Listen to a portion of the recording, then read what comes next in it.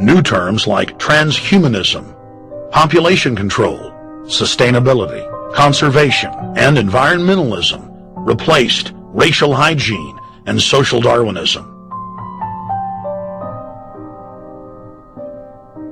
Many eugenicists of the previous period engaged in what they called crypto-eugenics. Purposefully taking their eugenics beliefs underground, they became highly respected anthropologists, biologists, and geneticists in the post-war world.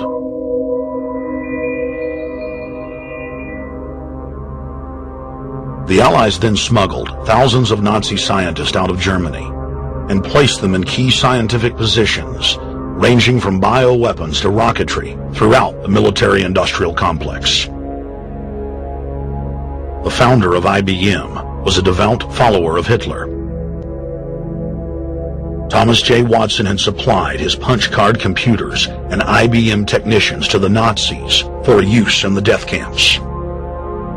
Tattoos on camp victims were IBM human identification numbers, which fed into the computers. IBM had used similar punch card systems as early as 1928 in a Jamaican race mixing study. The first real computers were literally invented by a eugenicist for eugenics. UN chieftain and unrepentant eugenicist Julian Huxley argued that since the leaders of eugenics had founded the environmental and conservation movements, that they should be used as vehicles in the formation of a world government.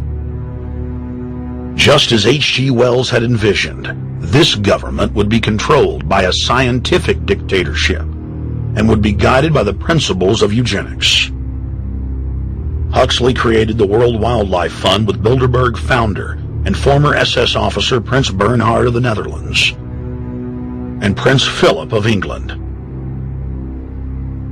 In the event that I am reincarnated, I would like to return as a deadly virus in order to contribute something to solve overpopulation. Prince Philip, reported by Deutsche Presse-Agentur DPA, August 1988. Aldous Huxley, author of Brave New World and brother of Julian Huxley, gave a speech at Berkeley in 1962, shortly before his death. He admitted that his best-selling book, Brave New World, written in 1932, was based not on fiction, but on what the elite were actually planning to implement. And here I would like briefly to compare the parable of Brave New World with another parable which was put forth more recently in George Orwell's book 1984.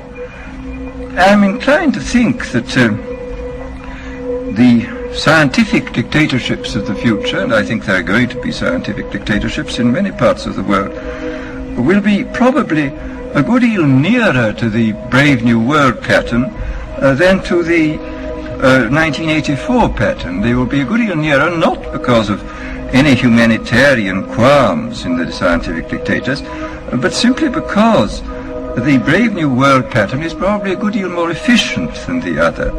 That if you can get people to consent to the state of affairs in which they are living, the state of servitude, the state of being, well, it seems to me that the nature of the ultimate revolution with which we are now faced is precisely this, that we are in process of developing a whole series of techniques which will enable the controlling oligarchy, who have always existed and presumably always will exist, to get people actually to love their servitude.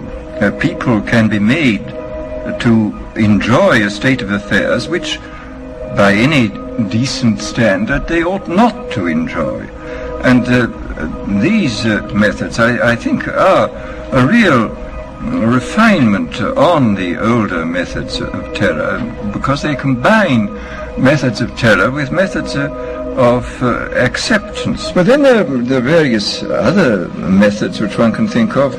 There is, for example, the pharmacological method. This was one of the things I talked about in Brave New World. And the result would be that, I mean, you can imagine a euphoric which would make people thoroughly happy even in the most abominable circumstances. I mean, these things are possible.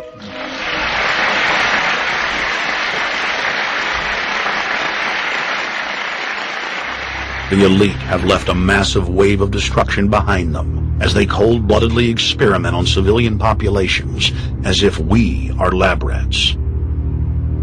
A string of congressional investigations has uncovered more than 20,000 secret tests that were carried out against the American people between 1910 and 2000.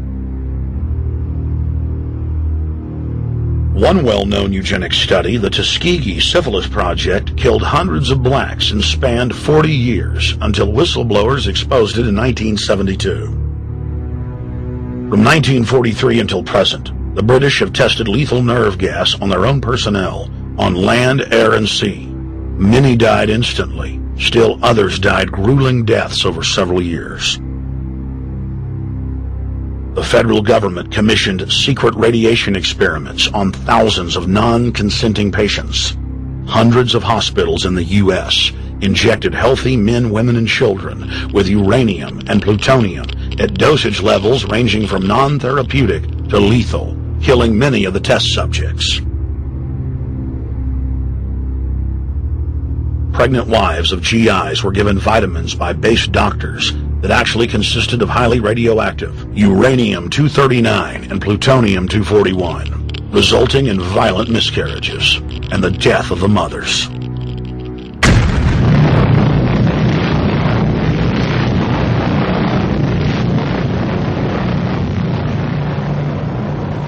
Soldiers, sailors, and Marines were used as guinea pigs in hundreds of atomic and hydrogen bomb tests. Patriotic Americans were radiated side by side with lab animals.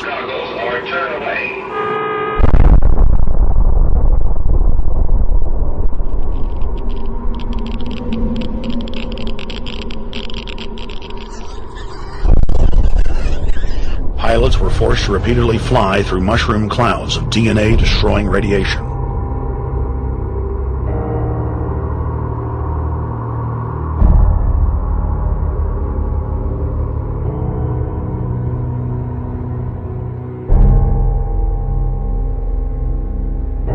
From 1951 to 1961, the U.S. Army paid Israel's health ministry 3 million lira to conduct radiation testing on Sephardic children that immigrated to Israel. The government-run public schools would tell the children that they were going to get a medical checkup and that they were receiving an X-ray.